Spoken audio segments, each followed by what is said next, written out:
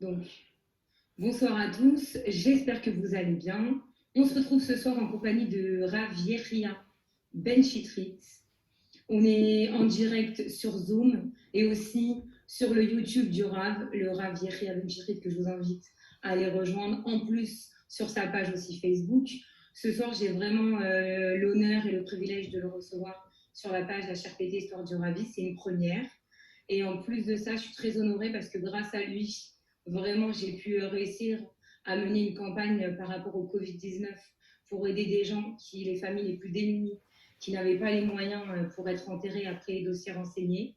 Le RAV, par les connaissances qu'il avait, nous a donné un contact de bons funèbres les moins chers, une aide financière qu'on a pu aider au Hachem pas mal de familles. Encore la semaine dernière, une opération a eu lieu à Metz avec un nouveau carré pour enterrer 30 personnes qui n'avaient pas les moyens et sans famille.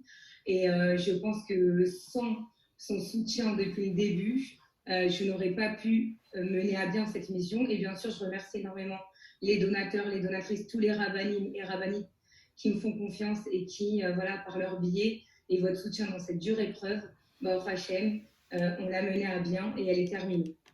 Et aussi, vous annoncez une bonne nouvelle avant que le RAF commence. La petite Noah, pour qui j'ai demandé les Teilim, qui avait le Covid-19 et qui était dans le coma, qui avait 14 ans, s'en est sortie aujourd'hui. Baruch Hashem, elle est sortie du coma. Donc, encore une fois, quand vous faites des Teilim, c'est jamais en vain. Et on va commencer tout de suite avec le Rav. Et je laisse se présenter. On ne sait jamais si les gens le connaissent pas sur HRPT, mais je pense que tout le monde le connaît. Et on débutera avec les questions. Alors, bonsoir à tous et à toutes. Bon, évidemment, Déborah, elle a juste oublié de dire que c'est elle qui a tout fait pour l'opération, mais c'est pas grave.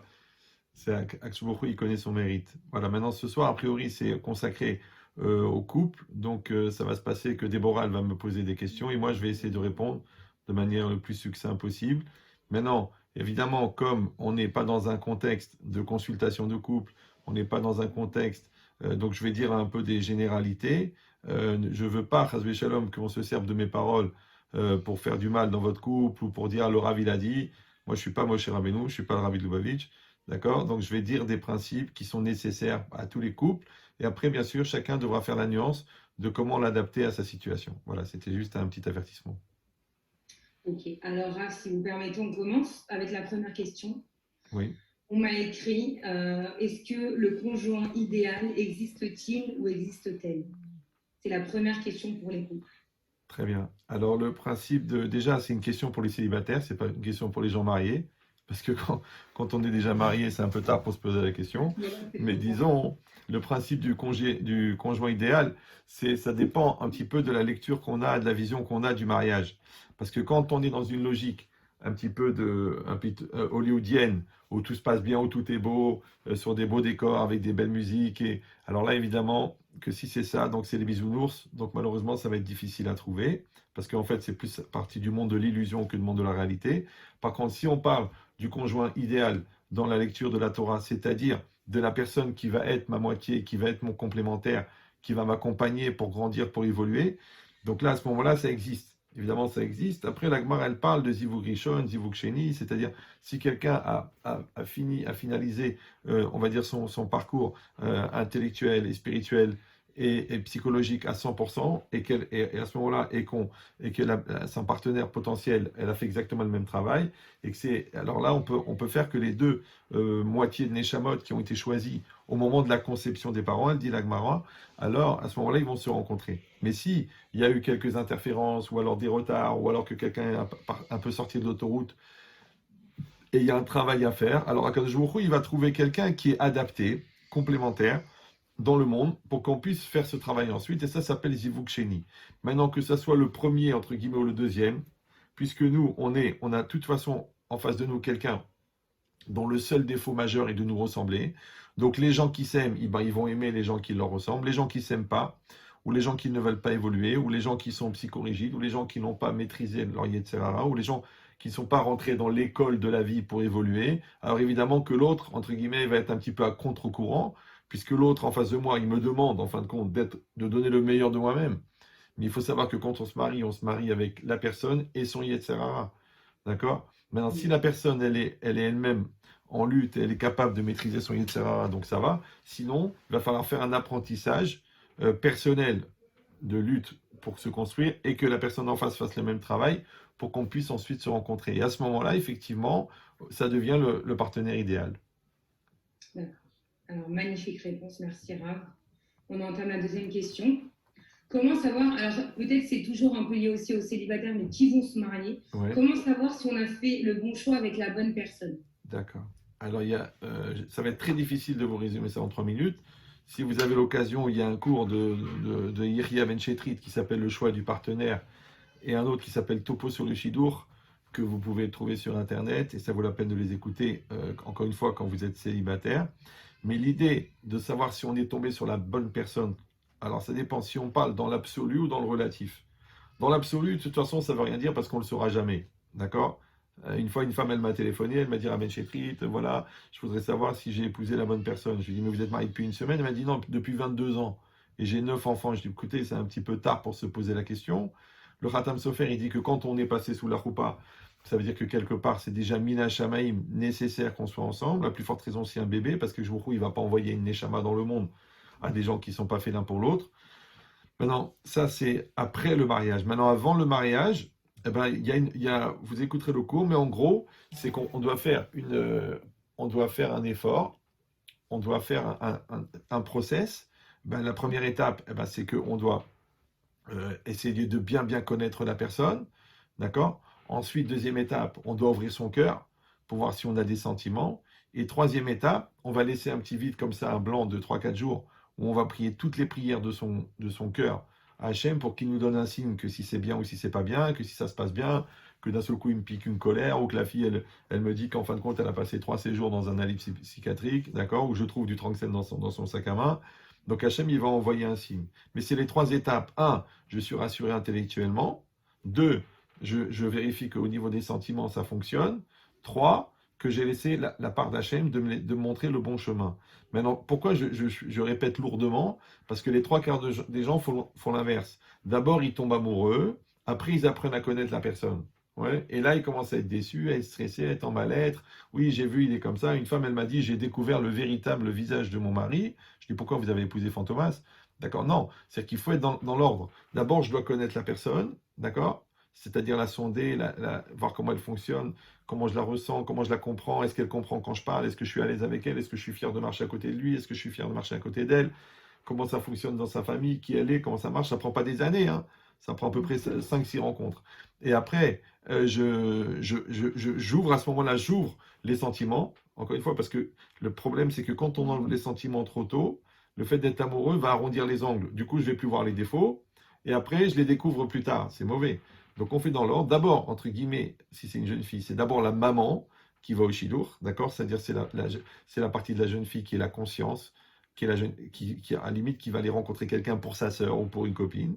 Après que intellectuellement elle voit que tout fonctionne bien, elle est rassurée, il est sérieux, il est gentil, il est équilibré, il sait ce qu'il veut, il est clair dans sa religion, il est clair dans son niveau, il est mentalement normal. Ouais. Alors après, à ce moment-là, elle ouvre les sentiments. Si les sentiments fonctionnent, la deuxième étape, elle est remplie, le cœur et le cerveau. Et après, la troisième étape, elle se met entre les mains d'Hachem pour laisser des signes. Mais encore une fois, quand c'est des gens qui sont très sérieux et qui savent ce qu'ils veulent et qui ne viennent pas pour perdre le temps ou pour s'amuser ou pour profiter physiquement de l'autre, ça peut aller très vite. Razak, merci beaucoup de votre réponse. Maintenant, la troisième question. Comment réussir à regarder ensemble dans la même direction? D'accord. Alors en fait, ça c'est tout le principe du mariage, parce que la finalité du mariage, c'est d'arriver à ce qu'on appelle la solidarité. D'accord? Solidarité, ça veut dire solidaire, ça veut dire solide, ça veut dire sol, ça veut dire un. D'accord? Pourquoi? Parce que Ahava, en hébreu, ça veut dire amour. Mais Echad, ça veut dire un. Et la valeur numérique du mot Ahava et du mot Echad est la même, c'est 13. C'est qu'en vérité, aimer, c'est faire un. Maintenant, c'est ça la finalité. Maintenant, étant donné que chaque mitzvah a un Yetzer Hara, d'accord? Par exemple, le Yetzer Hara de l'Amida, c'est de penser à autre chose, la prière. Parce que la mitzvah, c'est de se concentrer. La mitzvah du Kriyat Shema, c'est de lire doucement. Donc le Yetzer Hara, c'est de lire vite, en sautant des mots, en collant des mots. Donc chaque mitzvah a un Yetzer Hara. Maintenant, la mitzvah dans le couple, c'est de faire un. Donc automatiquement, le Yetzer Hara, c'est de faire deux. Ouais. C'est pour ça qu'on parle de communion, communication, communiquer. Communiquer, c'est quoi? C'est commun. Commun, c'est comme un. C'est faire un. Donc ça, c'est la finalité qu'on doit atteindre. Maintenant, étant donné que, a priori, il est interdit d'épouser sa sœur ou sa mère ou sa grand-mère, donc il va falloir faire un, entre guillemets, avec une étrangère, avec un étranger. Et tout le travail de rapprochement, ce qu'on appelle en vérité le Shalom Bayit ou le Binyan Habayit ou la construction. Alors, ça peut-être, ça bug un peu. Je sais pas. euh, Moi j'entends bien, l'image elle est un peu coupée peut-être. Voilà, là c'est bon. Là, c'est À mon avis, c'est de temps en temps la connexion, quand elle change, ça fait ça. Donc maintenant, l'idée, c'est ça. Mais ça, c'est tout le programme. Moi, personnellement, pourquoi j'ai mis en place le là, pack, ça marche.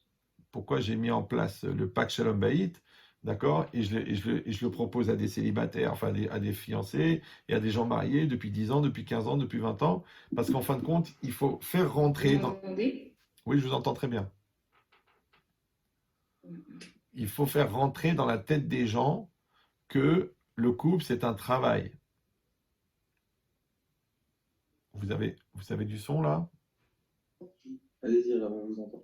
Alors, que le couple, c'est un travail, d'accord? Ça veut dire que c'est pas quelque chose qui est magique ou qui fonctionne tout seul, d'accord? Parce que les gens, ils croient quand on est marié, qu'on porte le même nom, qu'on habite dans la même maison, qu'on dort dans le même lit, ça veut dire qu'on est marié. Non, on peut être des colocataires, on peut vivre l'un à côté de l'autre, on peut être des ennemis, il y a plein de formules dans un couple. Mais il faut se mettre en tête que le projet du mariage, c'est un travail. D'accord? C'est pas comme dans les films où ça marche tout seul, on se comprend du premier coup, on a la même longueur d'onde. Pour arriver à la même longueur d'onde, il faut de la communion. Pour avoir de la communion, il faut créer de la communication. Pour avoir de la communication, il faut lutter contre ce qui nous sépare. Il faut enlever l'orgueil, il faut enlever l'égoïsme, il faut faire un vrai travail. Ça veut dire que ça prend du temps. Parce que Akadosh Baruch Hu, il crée des partenaires. Je vous mais avec Zivugim. Maintenant, les plus longs partenariats, c'est avec ses parents et avec ses enfants, bien sûr, et avec son conjoint, ça veut dire que c'est les partenariats qui sont les plus nécessaires. Maintenant, quelqu'un, tu vas le croiser 1 minute dans l'autobus, celui-là, tu vas être 1 an avec lui en classe, celui-là, tu vas être pendant 5 ans, tu vas être avec lui à la yeshiva, celui-là, pendant 6 ans, tu vas être associé dans le business, mais cette femme-là, ce mari-là, c'est pour 30 ans, 40 ans, 50 ans. Maintenant, si Akadosh Baruch Hu, il a donné une telle durée, ça veut dire que le travail, il est grand. Le travail est nécessaire, d'accord? Alors, quand on est dans cet esprit-là, évidemment, il faut s'armer, il faut se préparer, il faut avoir des outils, il faut avoir les cours qu'il faut, il faut avoir l'esprit qu'il faut. Mais ça se passe très très bien quand on est dans cet esprit de travail. Parce que je donne le secret, c'est que quand on est occupé à faire des compliments, on n'a pas le temps de faire des reproches. Magnifique. J'ai une petite question Oui. maintenant. Comment attendre à patienter quand l'autre évolue plus vite que nous au niveau religion? D'accord. Alors ça s'appelle les couples à deux vitesses. D'accord? Ça veut dire que quand j'épouse quelqu'un, j'épouse une personne, entre guillemets, dans sa religion et une personne dans son vécu de tous les jours. D'accord? Il y a des gens qui sont très bien dans la religion et complètement perdus dans la vie. Il y en a qui sont très bien dans la vie et perdus dans la religion. Il y en a qui sont bien dans les deux. Il y en a qui sont perdus dans les deux. Maintenant, moi je dis toujours dans le Paris-Tel Aviv, les deux ailes de l'avion, ouais, elles décollent en même temps de Paris. Alors, quand moi je décolle d'un côté et toi tu décolles pas à la même vitesse, d'accord? Si j'arrive à Tel Aviv et je me retourne et je vois que l'autre partie de l'avion elle est restée à Paris, donc ça veut dire qu'il y a un malaise. Maintenant, les différences de religion ne sont pas génératrices de conflits, sauf si je me sers de la religion pour faire un conflit. Vous me suivez ou d'accord? Par exemple, des gens ils se rencontrent, ils me disent voilà, moi je suis d'une famille religieuse, mais j'ai rencontré une fille super, elle a des qualités incroyables, elle est très belle et tout, mais seulement elle est complètement perchée, mieux qu'un corbeau, d'accord? Elle ne sait même pas ce que c'est Shabbat, Kashrut, ni rien. Comment je vais faire? Je dis, écoute, ça va être très très compliqué. C'est pourquoi? Parce que la religion, c'est quelque chose de personnel, c'est un rapport avec Dieu, personnel, mais ça peut avoir des implications à deux.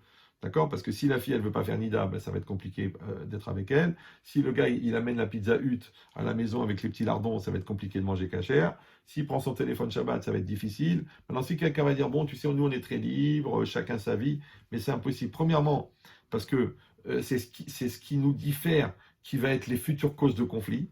Donc, automatiquement, ça veut dire que c'est comme si on a des bombes à retardement, ouais, qui vont s'appeler nos différences, qui ensuite explosent. Et deuxièmement, et ce qui est encore plus grave, parce qu'on peut être différent, c'est pas très grave, mais les enfants, ils vont venir dans le monde.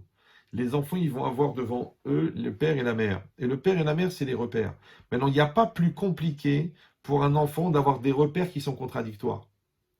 Parce que si le père, il dit d'un côté, genre, il veut aller à la plage, et la mère, elle dit, faites vos télim, ça va être la mort. Ouais. Maintenant, c'est pas différent que si le père, il est très, très intelligent et la mère complètement idiote, ou si la mère est très, très courageuse et le père très paresseux. À chaque fois qu'il y a des différences, ça, en fait, ça fait des tensions, et ces tensions-là, elles vont déstabiliser l'enfant.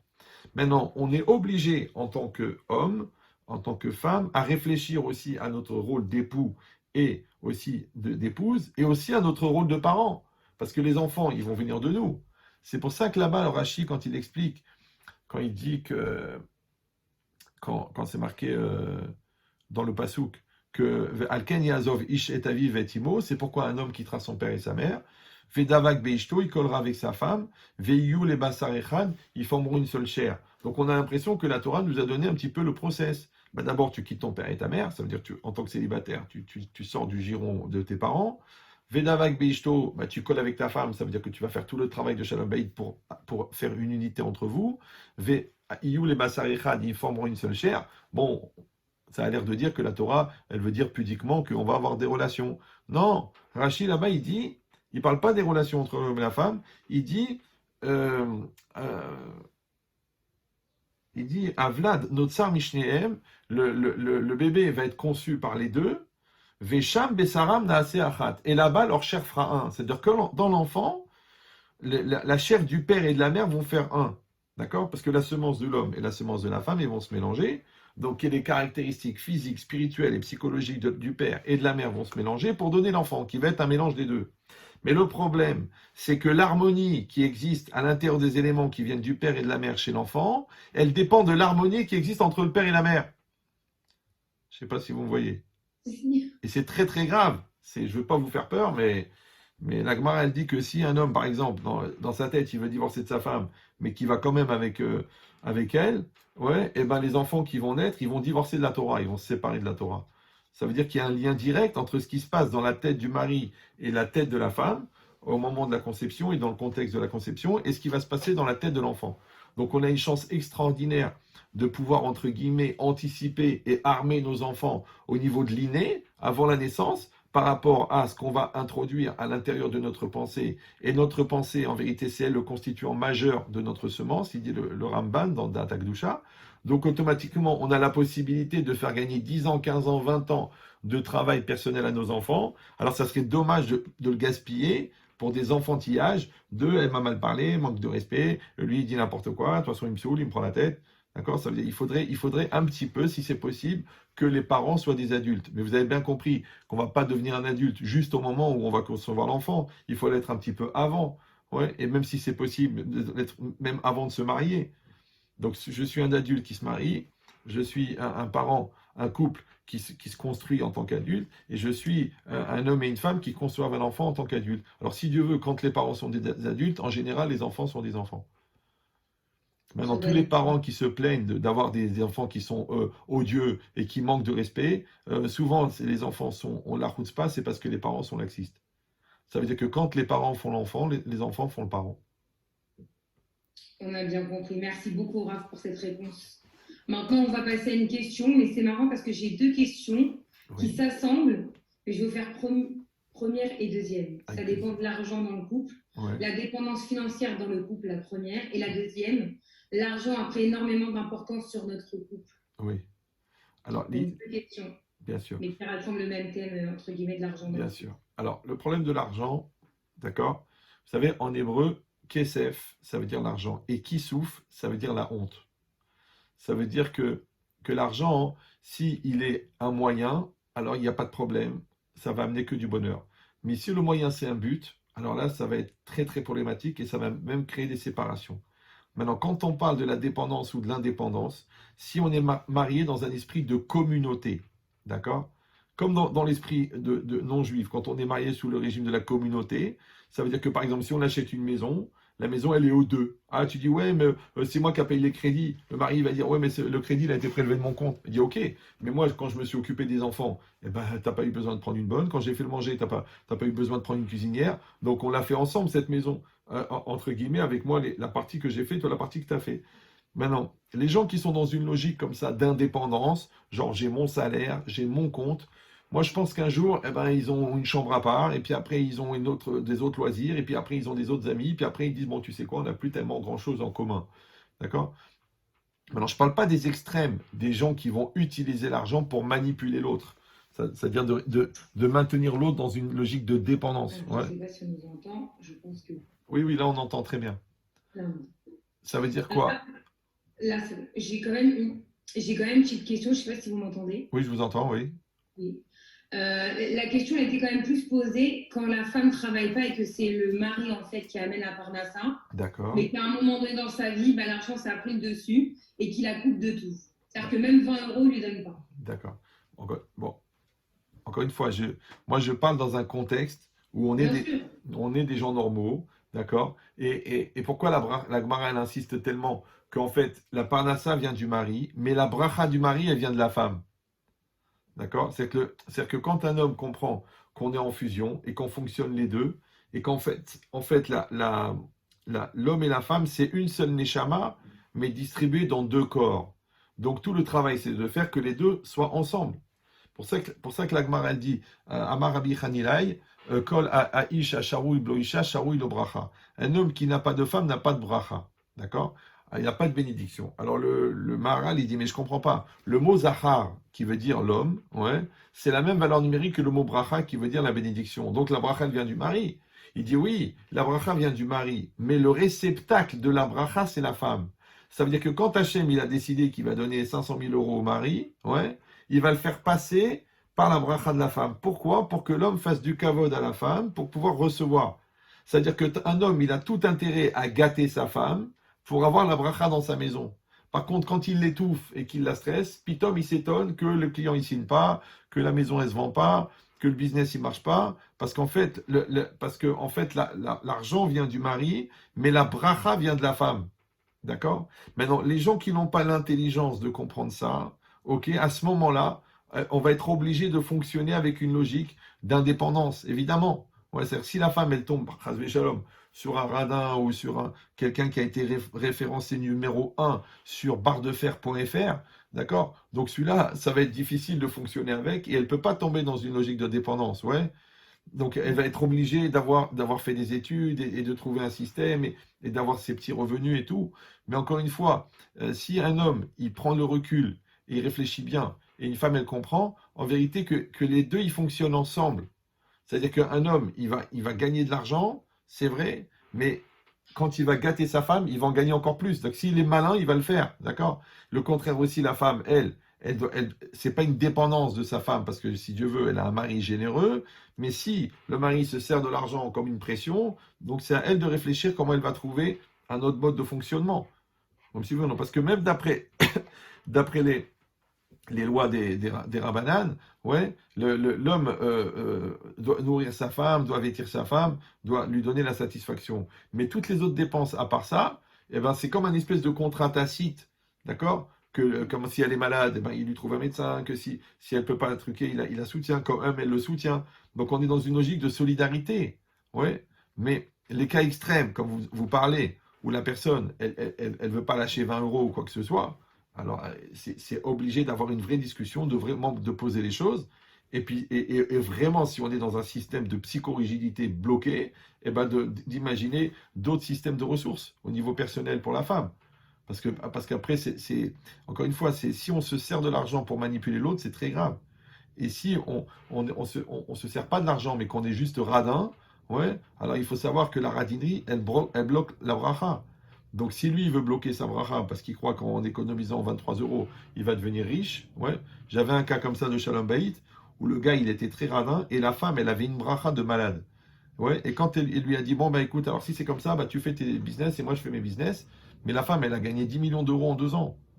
Et le mari, il était encore le mesquine à prendre ses 60 000 euros par an. Parce qu'il n'a pas compris qu'en fait, la femme, c'est une bracha pour le mari, le mari, c'est une bracha pour la femme. Mais encore une fois, pour que la bracha, elle puisse fonctionner, alors il a dit Amar Rabbi Shimon ben Chalafta, En li marzik bracha kemo shalom. Il n'y a pas un ustensile qui contient mieux la bracha que le shalom. C'est-à-dire que le shalom, la paix, en vérité, parce que shalom, ça veut dire shalem, d'accord, ça veut dire complet, que moi je suis complet avec toi et toi tu es complet avec moi. Donc ça va être un petit peu le système nerveux de la bracha. Ça va être la connectique de la bracha. Parce que si vous avez un super écran d'ordinateur et vous avez une tour extraordinaire, mais il n'y a pas la connectique, il n'y a pas les câbles, d'accord? Alors ne vous étonnez pas que vous ne trouvez rien sur l'écran. La bracha, c'est-à-dire la connectique qui va faire fonctionner la bracha de l'homme vers la femme et la femme vers l'homme, c'est le shalom. Donc quand il n'y a pas le shalom, après il ne faut pas s'étonner qu'il n'y a pas la bracha. Razak, merci de votre réponse, Rav. Maintenant, la prochaine question. Comment faut-il faire quand l'un a trop le dessus sur l'autre? D'accord. C'est un peu compliqué parce qu'elle est un peu générale, votre question. D'accord. On parle de quoi? On parle le dessus au niveau de l'autorité. Un peu possessive, un peu je vais avoir le dernier mot, un peu, un peu rigide, quoi. Voilà, j'ai compris. Alors, ça, encore une fois, c'est ce qu'on appelle Shana Rishona. Vous savez, quand on se marie, il y a la Shana Rishona. Maintenant, dans la Torah, le Khatan, qui est en Shana Rishona, s'il y a une guerre, eh ben, il ne va pas à la guerre. Ouais. Pourquoi? Parce qu'il doit construire sa maison. Alors, nous, on dit en rigolant, parce que déjà, le gars, il a la guerre à la maison, il n'a pas besoin de faire la guerre dehors. Donc, normalement, Shana Rishona, ça veut dire, c'est les premiers temps, c'est quand on, dans la rivalité, toi, moi, toi, moi, mon argent, ton argent, ta famille, ma famille, ta race, d'accord. Donc tant qu'on est dans les jeux et les tus, d'accord, on est dans la Shana Rishona. Il faut arriver au nous.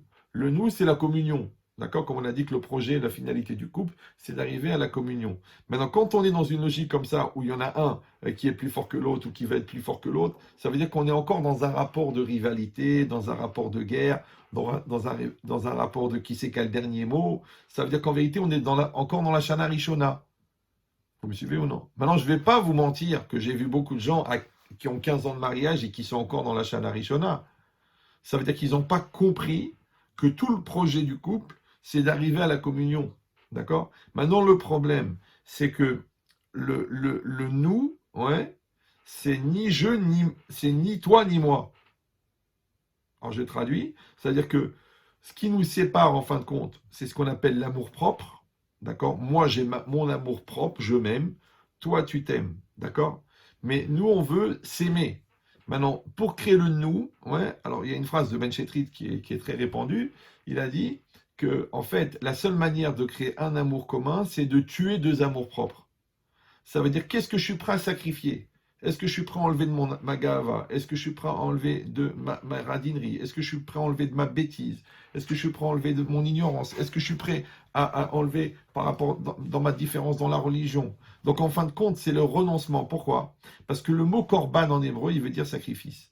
Mais il vient du mot karov, qui veut dire rapprochement. D'accord? Eh bien, on dit pourquoi est-ce que, par exemple, les akriv, ça veut dire offrir un korban, un sacrifice, mais ça veut dire aussi rapprocher. D'accord? En fait, pourquoi? Parce que, en fait, la seule manière de rapprocher deux choses, c'est de sacrifier ce qui les sépare. Maintenant, qu'est-ce qui sépare un homme et une femme? L'orgueil et l'égoïsme. D'accord? Maintenant, pour éliminer l'orgueil, la Torah, elle a donné la reconnaissance, tu dis merci. Et pour éliminer l'égoïsme, on t'a donné le chesed. Ouais. Maintenant, quand tu fais du chesed à l'autre, tu casses ton égoïsme. Quand tu dis merci à l'autre, tu casses ton orgueil. Or, chesed ve'akaratatov, il dit Rav Dessler, la bonté et la reconnaissance, ze'ava, c'est ça l'amour. C'est que ma volonté de te donner au-delà de moi-même, donc je vais dépasser mon égoïsme, d'accord? Et toi, tu vas dépasser ton orgueil. Tu vas dire merci, parce que tu pourrais dire non, mais c'est dû, de toute façon, c'est normal, de toute façon, heureusement que tu me fais. Non, non, non. Tu dois toujours dire merci à ton conjoint, et toi, tu dois toujours donner tout à ton conjoint. Maintenant, quand moi, je donne ce qui me sépare de toi, et toi, tu donnes ce qui te sépare de moi, on est liés. Merci de votre réponse. Merci à vous. Ça va aider pas mal, parce que je vois pas mal les gens qui commentent en même temps. Je vous dis, ça aide pas mal de gens. Merci. Maintenant, comment rester positif quand dans un couple, il n'y a plus de communication du tout, elle est rompue? C'est-à-dire qu'on a beau aller l'un vers l'autre, il n'y a plus de communication. D'accord. Bon, ça veut dire... En fait, votre conseil. Voilà, alors je vous explique l'idée. Premièrement, moi, de ma petite expérience de quelques 3000 couples en consultation et peut-être 30 000 au téléphone, je peux vous dire que les 3/4 des gens qui veulent divorcer ne sont pas mariés. Ça veut dire qu'ils n'ont pas fait le travail. Vous voyez, en français, par exemple, on dit marier des couleurs. Tu prends du bleu, tu prends du jaune, tu maries, ça fait du vert. On dit marier des circonstances. On dit marier des potentialités. Toi, tu es un bon vendeur, moi, je suis un bon gestionnaire. On va marier nos compétences. Et bien, le mariage aussi, c'est un fusionnement. D'accord? Maintenant, les 3/4 des gens ne font pas le travail de fusionnement, ne construisent pas le couple. D'accord? Parce qu'ils viennent chez moi, je les reçois, ça dure 6 heures. Pour ça que j'en reçois de moins en moins, parce que c'est épuisant d'être mature pour des gens qui veulent rester immatures. D'accord? Mais en vérité, au bout, c'est quoi le bilan? Alors, communication, il n'y en a pas. Solidarité, il n'y en a pas. Bonté, adapté à l'autre, il n'y en a pas. Kavod, respect, il n'y en a pas. Donc, qu'est-ce que vous voulez maintenant? C'est-à-dire, je pose la question la plus idiote du monde. Pourquoi les gens sont étonnés des résultats non obtenus sur un travail non accompli? Vous suivez ou non? Maintenant, il faut savoir qu'encore une fois, j'ai déjà dit, mais je le dis parce que on parle déjà dans des réponses qui sont très courtes, c'est que le but du Yetzer Hara, c'est la séparation. Le but de Yetzer, c'est la coupure. D'accord? Alors moi, je donne toujours cette image. Comment un commando, il fait pour faire un meurtre? Premièrement, il coupe le téléphone. Comme ça, vous ne pouvez pas appeler l'extérieur. Donc, il coupe les communications. Deuxièmement, il jette une grenade dans la salle à manger où il envoie des chiens pour vous déstabiliser émotionnellement. Donc, il casse les émotions. Et ensuite, il vous tire une balle dans la tête. Donc, il casse le physique. Et bien, le Yetzer Hara, c'est pareil. Numéro 1, il coupe la communication. Du coup, comme on ne se parle plus, ben, on ne se comprend pas. Comme on ne se comprend pas, on ne se ressent pas. Et comme on ne se ressent pas, on n'arrive pas à faire l'un avec l'autre. Comment tu peux dormir avec quelqu'un que tu ne comprends pas? D'accord? Donc, mais encore une fois, les gens, ils n'ont pas pris la distance, c'est-à-dire, ils n'ont pas une maturité par rapport à leur Yetzer Hara personnel, plus le Yetzer Hara du couple, parce qu'il y a deux Yetzer Hara, il y a le Yetzer Hara de l'homme, le Yetzer Hara de la femme et le Yetzer Hara du couple, d'accord? C'est-à-dire qu'une femme qui est très très sociable avec le monde entier, elle va être shunfa avec son mari. Un mari qui est très très très patient avec tout le monde, il va être nerveux avec sa femme et ses enfants, mais jamais il se pose la question, comment ça se fait que je suis l'homme shun de service, pourquoi je suis le brel de service, juste avec ma famille? Parce que justement, comme il y a une mitzvah de faire la communion, donc il y a Yetzer Hara du contraire. Donc quand vous dites qu'il n'y a pas de communication, ça vaut le temps de prendre le temps, que ça soit, encore une fois, parce qu'en fin de compte, on voit qu'on n'a pas travaillé le couple. Numéro 2, parce qu'on a 2, 3, 4, 5, 6 bonnes raisons de le faire, ce qu'on appelle les enfants, d'accord? Moi, je le dis aux couples des fois, quand ils viennent, je leur dis, voilà, on est 3, vous 2 et moi. Mais vous voyez les 4 chaises qui sont libres, c'est vos 4 enfants, ils sont en train de vous regarder. Il dit, c'est qui ces 2 cons là qui sont en train de se prendre la tête pour des bêtises? C'est eux qui nous découragent de nous marier, c'est eux qui nous enlèvent la force et l'avenir, c'est eux qui nous enlèvent l'ambition. Parce que quand on voit comment ils se noient dans un verre d'eau, est-ce qu'on a envie d'évoluer? D'accord? Il n'y a pas plus déprimant pour un noyé que de voir que le maître nageur ne sait pas nager. Ben, c'est exactement pareil. Donc, quand il n'y a pas la communication, vous savez ce qu'il faut faire? Il faut remettre la communication. Et peut-être il faut parler de la communication. C'est-à-dire qu'il faut communiquer. Comment ça se fait qu'on n'arrive pas à communiquer? Maintenant, je donne une clé. Il y a 3 niveaux de communication. Numéro 1, bonjour, bonjour. Tu rentres, bonjour, bonjour, bonjour, bonjour. Numéro 2, moi, ce que j'appelle le quart d'heure d'embrayage. Comment ça a été la journée? Qu'est-ce qui s'est passé? Toi au travail, nanana, toi avec les enfants, toi avec ton client, et toi avec ton truc, et ta communauté. D'accord. Ça, en vérité, c'est 10 minutes qu'on prend quand on arrive, pas on se met devant la télé ou devant l'ordinateur. Tout de suite, on reprend le contact parce que toi, tu es la femme de ma vie, moi, je suis l'homme de ta vie. Donc, c'est normal qu'on embraye, on reprend le contact. Mais ça sert surtout à prendre la température. Comment elle est, la personne? Ouais. Si elle dit, ah, tu sais, c'était difficile avec les enfants, ou si elle dit, moi, j'ai un client qui m'a planté, si elle dit, l'autre, le directeur des ventes, il me saoule, l'autre, j'ai un impayé de 3 millions d'euros, ça permet de prendre un petit peu la température de l'autre. D'accord? Parce que quand l'autre il vient avec des nerfs et moi je viens avec des nerfs, moi j'ai les nerfs que j'ai les gosses sur la tête depuis 4 heures et toi tu as les nerfs de 2 heures d'embouteillage, bah attends, mais ça va être Apocalypse Now, c'est le napalm, c'est le feu, c'est la bombe, ouais. Maintenant, donc numéro 1, bonjour, bonjour. Numéro 2, embrayage quart d'heure. Numéro 3, communication intime, c'est-à-dire voilà comment je ressens, voilà ce que je comprends, je voulais vraiment te dire comment je fonctionne, qu'est-ce que je suis, qu'est-ce que je pense. Maintenant, évidemment qu'on ne peut pas arriver à la 3e si on n'a pas les 2 premiers. Mais ce qui est sûr, c'est qu'il ne faut jamais couper la communication. Jamais. D'accord? on parle, d'accord? Si on n'arrive pas à parler parce qu'on est nerveux, parce qu'on n'est pas bien, la Gemara elle dit En merasim le adam b'shat ka'aso, on ne doit pas essayer de calmer quelqu'un au moment où il est dans la colère. Donc qu'est-ce qu'on fait? On dit ok, tu veux pas parler maintenant? Alors on va fixer, on va dire demain à 15h. Ouais. Comme ça, toi tu vas te calmer, moi je vais me calmer, on va pouvoir parler. Maintenant, j'ai eu déjà des cas extrêmes très bizarres où c'est des gens qui avaient complètement perdu la communication. Et en vérité, pourquoi? Parce que la communication, c'est le lien entre les paroles. Et les paroles, c'est quoi? C'est les deux souffles, les deux neshimot. Et la neshimot, c'est les deux neshamot. D'accord? Donc en fait, quand les gens n'ont pas réglé leur problème de shalom bayit, qu'on n'a pas comblé, qui n'ont pas la compréhension, ils n'ont pas la longueur d'onde commune, c'est très dur de parler. Parce qu'il y a l'électricité statique, parce qu'il y a la vexation, parce qu'il y a la susceptibilité, par à l'odeur. C'est-à-dire qu'il y a un écran, il y a 50 écrans qui font que la parole n'arrive pas à passer. Alors moi, j'ai dit à des gens, des fois, qui n'arrivent pas à se parler comme ça, je leur dis écrivez-vous. Alors, imaginez la situation un peu zarbi, ouais. Le gars, il prend une lettre, il écrit mon amour, mon cœur, ma vie. J'ai jamais pu te dire ce que je ressens parce qu'à chaque fois on peut pas finir des phrases, on s'engueule au bout de 4 minutes. Voilà ce que je voudrais, voilà ce que je pense, voilà ce que je suis prêt à faire, voilà ce que j'ai donné, voilà ce que j'ai fait, voilà comment tu as interprété, voilà comment truquer. Il écrit à sa femme. Il va à la boîte aux lettres, il la met dans la boîte aux lettres. Le lendemain, la femme, elle reçoit la lettre. Maintenant, imaginez la situation. D'accord, la femme, elle reçoit la lettre, elle voit que c'est pour elle, d'accord, elle l'ouvre, elle voit que c'est écrit par son mari. D'accord. Maintenant, elle lit la lettre, elle est très émue parce que c'est la première fois qu'elle écoute son mari, puisqu'avant, à chaque fois, il lui coupait la parole, comme lui, il lui coupait la parole. Donc maintenant, elle l'écoute et elle a les larmes aux yeux et tout ça. Et puis lui, il s'approche d'elle pour la prendre par les épaules, pour lui dire voilà, mon amour, mon cœur, j'ai enfin réussi à te faire. Et puis elle s'énerve. Quoi? Mais qu'est-ce que tu veux? Toi, de quoi tu te mêles? D'accord? D'abord, ne lis pas mon courrier. Mais en vérité, c'est lui qui l'a écrit. D'accord? C'est que les gens, ils sont tellement étrangers l'un de l'autre. D'accord? Que des fois, ils sont obligés de s'écrire pour réussir à se parler. Mais d'un autre côté, c'est pas très grave. S'ils réussissent grâce à ça à reprendre le contact, ou à refaire passer la communication, c'est bien. Sinon, il faut qu'ils aient un projet commun. D'accord? Ok, on ne se parle pas, mais viens, pour les enfants, on va se parler. Viens, pour régler ce problème scolaire, on va se parler. Viens, il y a un problème de maladie. Allez, écoute, on va mettre de côté nos susceptibilités. Allez, moi, je vais te soutenir pendant ta dépression. Tu vas me soutenir pendant ma maladie.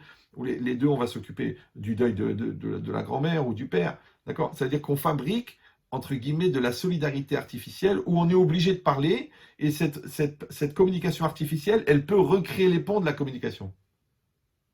Razak de votre réponse, merci beaucoup. Que du bonheur.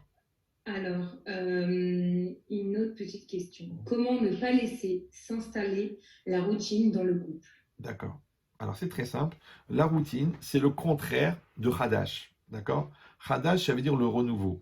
La routine, c'est la répétition. D'accord? Comme une roue. Elle tourne, elle tourne, elle tourne, elle revient toujours au même endroit. D'accord? Maintenant, vous savez, on a ce qu'on appelle, dans la loi juive, on a le Rosh Chodesh. Le Rosh Chodesh, c'est quoi? C'est le nouveau mois. D'accord? Mais en vérité, Rosh Chodesh, ça veut dire la tête du mois. Et Rosh Chodesh, ça veut dire aussi Rosh Hadash, une tête nouvelle. D'accord? Deuxièmement, on a Rosh Hashanah. Rosh Hashanah, c'est quoi? C'est la tête de l'année. Ça veut dire que c'est le début de l'année. Mais Shana, c'est Milachon Shinui. C'est un langage qui veut dire le changement. Donc en fait, Rosh Hashanah, c'est le début du changement. À part ça, c'est que tous les matins, quand on se lève, on doit faire Netilat Yadayim. D'accord? Pourquoi? Alors, une des explications, c'est parce qu'on est Bria Hadasha. On est une nouvelle créature. D'accord? Donc, on est une nouvelle création. Donc, on aborde différemment la chose. À part ça, c'est que aussi, on l'appelle Dafradash, une nouvelle page qui s'ouvre. D'accord? Quand on se réveille, c'est une nouvelle possibilité qui vient. Et dans la Torah, c'est pareil, c'est marqué Ve'ayu adevarim ha'ele asher anochi metzavecha hayom. Elles seront ces paroles que je t'ordonne aujourd'hui. Et ils disent les commentaires, ouais, la Gemara, elle est rapportée par Rashi, que tu dois regarder tous les jours la Torah comme si c'était le premier jour, comme si tu la voyais pour la première fois. Donc il n'y a pas de routine quand on est dans un regard, d'accord? Même Bill Gates, non pas Bill Gates, celui, Apple, là, je ne sais plus comment ça s'appelle. Steve Jobs. Voilà, c'est lui. Voilà. Et ben lui, il disait, mais ils ont dit, mais comment vous avez réussi à faire tellement de choses avec un téléphone? Il a dit, parce que tous les jours, je le regardais comme si je ne l'avais jamais vu. Parce que si tu dis, ben, c'est un téléphone, mais si tu dis, tu sais, on peut prendre la température avec, on peut avoir la météo, on peut faire la bourse, parce que tu le regardes nouveau. Alors c'est pareil. Maintenant, une fois, un couple il est venu chez moi, et le mari m'a dit, écoutez, Rabbi, moi j'ai un problème, écoutez, ça fait 17 ans qu'on est mariés, et la vérité, il y a une certaine forme de routine, d'accord? Alors, je lui dis, c'est normal, ça fait 17 ans que tu manges la même pizza, au bout d'un moment, tu dis, bon, peut-être que je vais prendre une côte de bœuf, d'accord? Mais je lui ai dit, mais en vérité, ton problème, c'est quoi? Alors j'ai dit à la femme de sortir, j'ai dit au mari, voilà monsieur, imaginez, ouais, que le médecin vous annonce que votre femme, elle a un cancer généralisé et qu'il lui reste une journée à vivre, d'accord? Qu'est-ce que vous allez faire? Elle dit, bah, je vais l'emmener à New York, je vais la faire kiffer, je vais l'emmener en haut de la Tour Eiffel, je vais lui dire des poèmes, je vais l'emmener dans le meilleur restaurant, je vais lui dire que je l'aime. Ou non, peut-être vous allez lui dire, ouais, t'as rayé la voiture, t'as pas déposé le chèque des impôts, le petit, il a l'arnaud là qui coule du nez. Ouais, vous allez. Eh ben, c'est exactement pareil. Je dis, si vous regardez votre femme comme si c'était le premier jour, ouais, eh ben, vous aurez toujours du renouveau. Si vous n'y arrivez pas, vous pouvez la regarder comme si c'était le dernier jour. Il m'a dit, mais c'est angoissant votre vision. Je fais, mais c'est vous qui avez créé l'angoisse. Parce que la routine, elle vient du fait que toi, tu regardes avec des yeux noirs. D'accord? Mais quand quelqu'un, il sait qu'il lui reste un mois à vivre, eh ben, il kiffe. Eh ben, toi, nous, on ne sait pas quand est-ce qu'on va mourir. On ne sait pas combien le couple il va durer. Donc, chaque jour, c'est un cadeau d'Akadosh Baruch Hu. Alors, au lieu de faire la gueule en regardant le passé, tu ferais mieux de faire le sourire en regardant le futur. Et à ce moment-là, tous les jours, c'est nouveau. Tous les jours, encore une fois, un jour nouveau, une personne nouvelle, une femme nouvelle, un mari nouveau. Pourquoi? Parce que la Gemara, elle dit que normalement, la femme, quand elle sort du mikvé, c'est comme la kala quand elle sort euh, de la choupa. D'accord? Vous me suivez ou non? Alors les gens ils disent, mais attends, la femme quand elle sort du mikvé, bah tu la connais pas, c'est tout nouveau, tout beau, mais au bout de 10 ans de mikvé, il y a une certaine routine. Alors j'ai dit toujours la même chose. Pourquoi la Torah, elle a donné la nida? Les gens ils croient que la nida, c'est la frustration, c'est la séparation, on ne peut pas se toucher, on ne peut pas se truquer. En vérité, en moyenne, les gens ils ont 15 jours de séparation et 15 jours où ils sont ensemble, en moyenne, à part quand elle est enceinte, ouais. Maintenant, viens, on réfléchit tous les deux. Moi, comme ça, j'explique aux gens, quand je prépare le khatan. Je lui dis, écoute, tu sais, la meilleure période pour une femme, c'est quoi? C'est les fiançailles. Pourquoi? Parce que tu es attentionné, tu es gentil, tu es sympathique, tu es doux, tu es rigolo, tu es généreux, mais tu demandes rien. Parce que chez nous, chez les gens religieux, il n'y a rien. Ni tu la touches, ni tu la vois déshabillée, rien. Donc, en fin de compte, ton chesed que tu vas faire et ton kavod que tu vas faire, il est les Shem Shamaim, parce qu'il n'y a rien. Vous suivez ou non? Le buffet n'est pas ouvert, donc tu vas rien manger. Voilà. Par contre, la meilleure période pour le mari, c'est après le mariage. Parce qu'après le mariage, eh ben, grâce à Dieu, physiquement, ils peuvent chacun assouvir leurs appétits. D'accord? Alors j'ai dit, on arrive à une situation où la Torah, en fin de compte, pendant 15 jours, la femme pendant 15 jours... Ouais. Ça bug un petit peu. Oui, non mais, encore une fois, si ça s'arrête, les gens, ils continuent à entendre. Vous voyez ce que je veux dire ou non? Yoni, les gens, ils entendent quand ça bug ou non? Tout va bien. Bon, super, on continue. Non, mais c'est bien, quand le Yetzirah s'en mêle, c'est qu'ils sentent qu'on est en train de le maltraiter, là. Donc, je disais que quand, en fait, quand la personne, elle est nida, la femme, elle est nida, en vérité, son mari, il a exactement les mêmes obligations de gentillesse, de douceur, de respect, d'accord, de chesed, les mêmes. La seule différence, c'est qu'il ne pourra rien avoir en retour.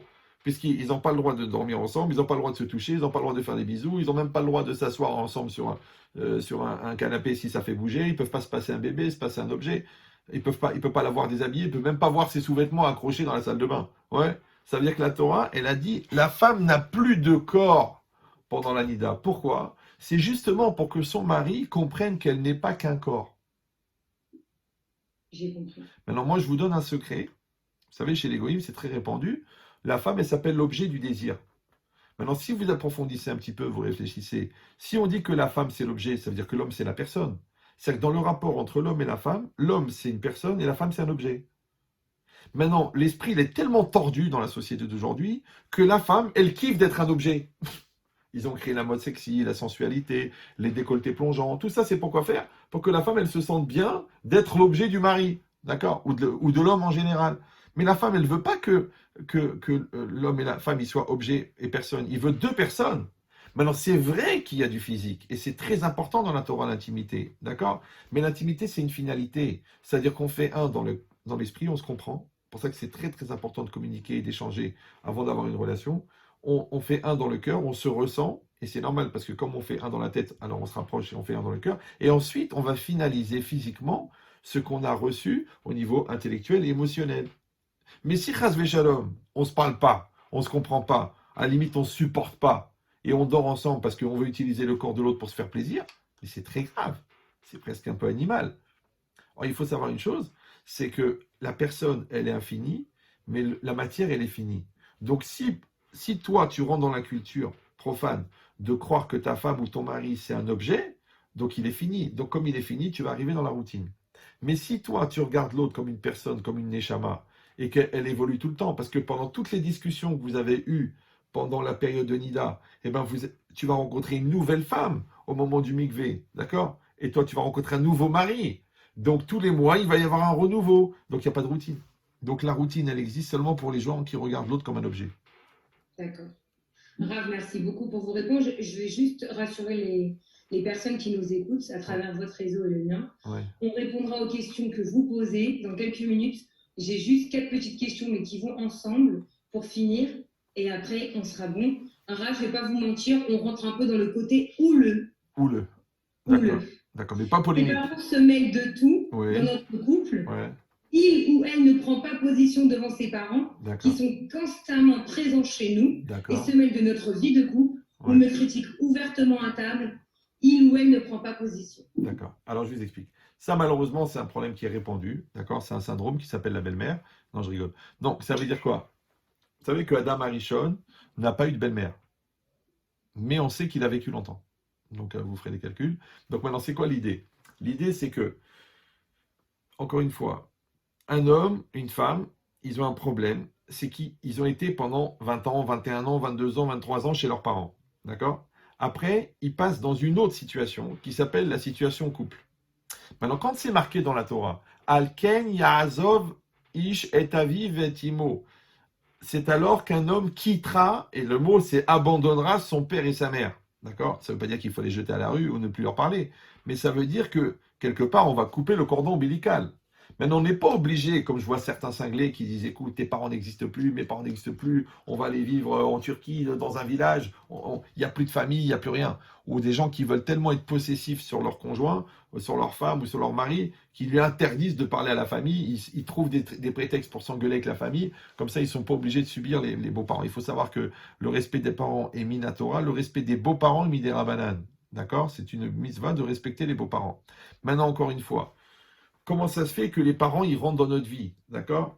Alors, il y a un principe qui s'appelle l'étanchéité, d'accord? Quand vous fabriquez une maison nouvelle, alors qu'est-ce que vous faites? Quand vous avez creusé les fondations, vous faites une étanchéité autour. L'étanchéité, ça fait que l'eau qui est à l'extérieur ne rentre pas à l'intérieur. Alors maintenant, dans l'étanchéité, il y a deux principes. Il y a un principe que toutes les pièces des fondations, elles sont reliées les unes aux autres, et ça s'appelle le shalom bayit.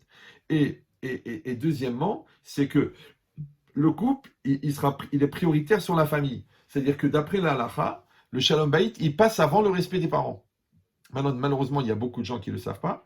Et encore une fois, quand ils ont du mal à trancher, parce que entre leur mère et leur femme, surtout que la mère, elle va dire, c'est ou elle ou moi, d'accord? Comment tu lui offres un diamant et moi tu m'as rien offert, c'est qui t'a payé tes études, espèce d'égoïste, d'accord? Donc c'est compliqué.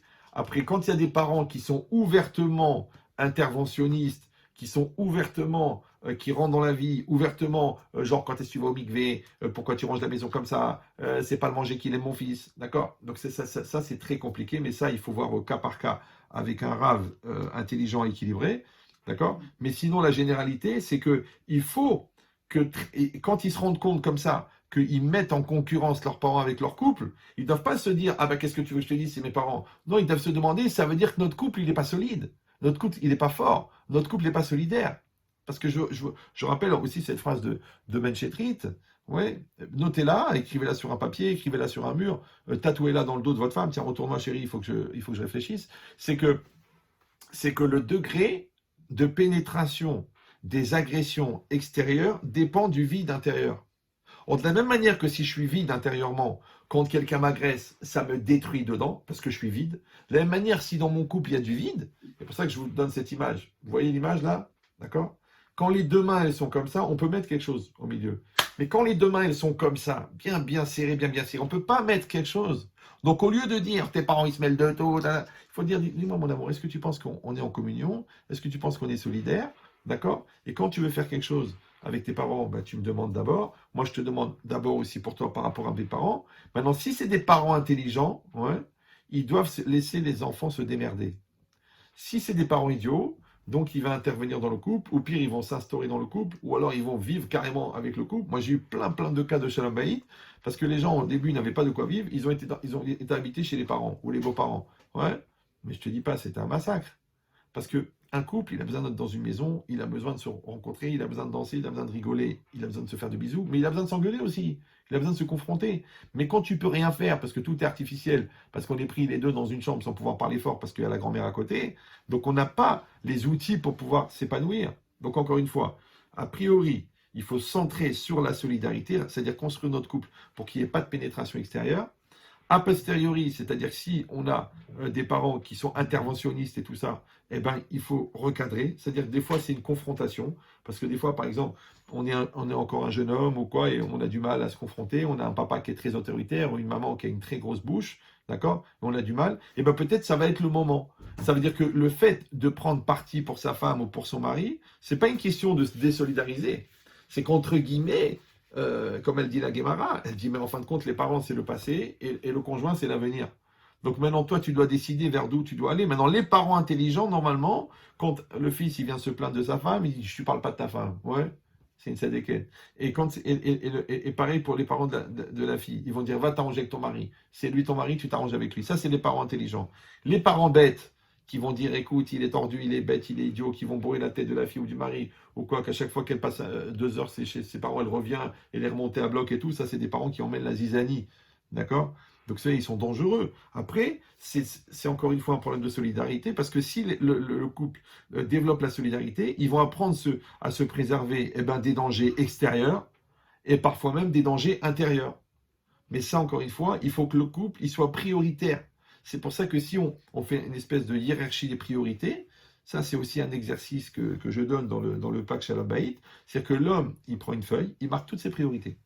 La femme, elle marque les priorités, d'accord? Tu vas marquer ma famille, l'argent, la Torah, mes amis, le sport, la télévision, Netflix. Chacun, il va marquer ses priorités, mais séparément. Et après, on prend les 2 feuilles et on voit déjà si on a les mêmes priorités. Parce que si toi, tu as une priorité, c'est le couple, et moi, j'ai une priorité, c'est l'argent. Si toi, tu as une priorité, c'est la Torah, et moi, j'ai une priorité, c'est mon sport, on va avoir du mal. Donc, à partir de ces 2 listes des priorités individuelles, on doit fabriquer une liste des priorités communes. D'accord? Et les priorités communes, ouais, c'est par exemple, tu vas dire numéro 1, la Torah. Numéro 2, notre couple.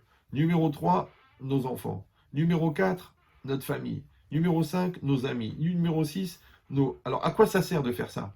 C'est qu'en fait, quand tu as séparé les cercles concentriques, donc le cercle numéro 5, il ne peut pas remettre en cause le cercle numéro 1. Premièrement. Deuxièmement, c'est pourquoi j'ai mis la Torah au milieu, parce que la Torah, c'est elle qui va te dire, occupe-toi de ton couple, occupe-toi de tes enfants, occupe-toi. Okay. Alors qu'on voit que dans le monde profane, ils sont perdus. Là, il dit c'est la famille qui compte. Après, il dit non, c'est l'argent qui compte, c'est l'économie. Après, l'autre, il dit c'est la patrie. Après, l'autre, il dit c'est la cause. Après, l'autre, il dit c'est le shit. Tu vois qu'ils sont perdus parce qu'ils n'ont pas de hiérarchie des priorités. Nous, ça fait 3500 ans que grâce à la halacha, on a la hiérarchie des priorités. Donc même si on n'est pas très religieux, il vaut mieux faire confiance à un système qui marche depuis 3500 ans et qui a produit des centaines de millions de tzadikim, plutôt que de faire confiance à un système qui a créé la télé-réalité. Et après? Merci beaucoup, Rav. Merci à vous. La dernière question posée par les internautes avant de voir ce qui s'est passé ici sur le direct. Ouais. Comment faire pour qu'une femme reste une épouse et pas qu'une maman? On parle de... C'est le mari qui pose la question, c'est pas la femme. Alors là, et aussi souligner le fait que le mari doit toujours abdiquer. D'accord. Alors, il faut savoir une chose. Premièrement, c'est qu'on est une jeune fille, un jeune homme. Après, on devient un homme. Après, on devient un époux, une épouse. Après, on devient une maman. Maintenant, normalement, quand un arbre il donne des branches, le tronc ne disparaît pas, puisque c'est le tronc qui nourrit les branches. Eh bien, les branches, c'est les enfants, d'accord? Ou c'est le rôle de maman, ou le rôle de mari, de papa. Mais ça n'exclut pas le tronc qui va nourrir, d'accord? Ça veut dire qu'on ne peut pas devenir une maman au détriment de son rôle d'épouse, ni une épouse au détriment de son rôle de maman. Mais ça sera pareil pour un homme. C'est pas parce qu'un homme, il est un homme d'affaires que d'un seul coup, il se marie avec son travail et à la limite, il trompe sa femme avec son travail. Parce que genre, sa priorité, c'est l'argent ou c'est le travail. Et la femme, sa priorité, c'est les enfants. Non, tu restes une personne, c'est-à-dire tu restes un homme et une femme, et tu es en même temps un époux, une épouse, et en même temps une maman. C'est juste une hiérarchie des priorités qu'il faut créer pour donner à tout le monde ce qu'il a besoin. Maintenant, si moi je me réfugie dans mon rôle de maman pour rejeter mon mari, d'accord, parce qu'il me saoule, parce qu'il me prend la tête, ou je me réfugie dans mon travail pour éviter d'avoir assumé ma famille, c'est la même chose. Maintenant, ce qu'il faut, c'est deux choses. Premièrement, c'est de se dire, eh ben, pourquoi est-ce qu'il se réfugie dans le travail? Qu'est-ce qui ne va pas à la maison qui lui donne envie d'aller là-bas? Et pareil pour la femme, pourquoi est-ce qu'elle elle se réfugie dans son rôle de maman et qu'elle veut plus qu'on ait une relation de couple, c'est-à-dire de la discussion, l'échange, l'évolution et l'intimité comme un couple normal? Il faut se poser la question. Au lieu d'accuser, de dire ouais, c'est pas normal, il faut se demander. Ouais, parce que quand quelqu'un il va manger ailleurs, ben, c'est que le restaurant il n'est pas aussi bon qu'avant. Donc maintenant c'est à moi, en tant que proposition, de donner la meilleure proposition à ma femme, et la femme de donner la meilleure proposition à son mari. Maintenant, je ne parle pas des cinglés qui sont malades et qui vont aller voir ailleurs, ou qui font exprès parce qu'ils sont pervers, parce ils ont le syndrome de Don Juan, parce qu'ils veulent conquérir une femme après l'autre. On parle des gens normaux. Les gens normaux, il faut savoir que il faut continuer à draguer sa femme même après le mariage. Il faut continuer à draguer son mari même après le mariage. D'accord? Donc il faut avoir cette dynamique de gentillesse, de douceur, de petits textos, de câlins. Il faut faire évoluer la discussion, il faut faire évoluer l'intimité. Ce qui fait qu'on risque pas ni de tomber dans cette routine-là, ni de tomber dans la logique de refuge. Ouais? Parce qu'il faut savoir que si les gens ils vont ailleurs, c'est qu'ils ne sont pas bien où ils sont. Donc au lieu de se lancer encore une fois dans une logique d'accusation, il vaut mieux réfléchir, eh ben, qu'est-ce qui n'allait pas, et s'asseoir et parler, et dire mon amour, qu'est-ce qui se passe? D'accord? Je te sens distante, je te sens distant.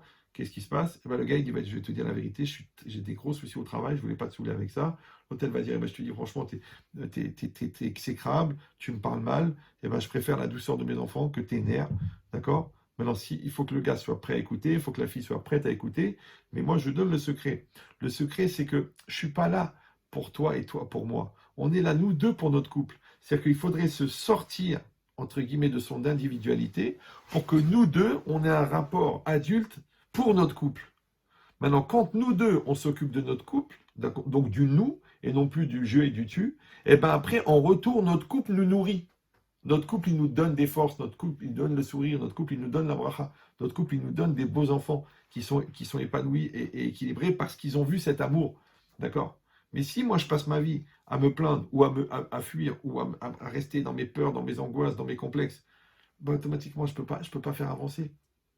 C'est pour ça que le travail personnel de construction qu'on a commencé en étant célibataire, ouais, c'est-à-dire le travail des midotes, il faut le continuer à le faire ensuite en tant qu'époux, et il faut continuer à le faire ensuite en tant que parent.